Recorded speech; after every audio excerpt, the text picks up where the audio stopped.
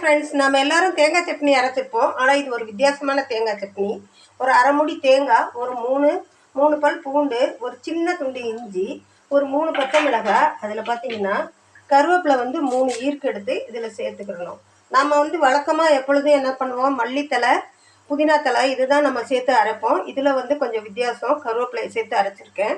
இதில் பாருங்கள் 2 ஸ்பூன் பொட்டுக்கடலையை சேர்த்துருக்கேன். தேவையான அளவு உப்பு வச்சு அரைச்சி எடுத்துகிட்டு வந்துடலாம். நம்ம வழக்கமாக கொடுக்குற தாளிப்பு தான் இதுக்கு.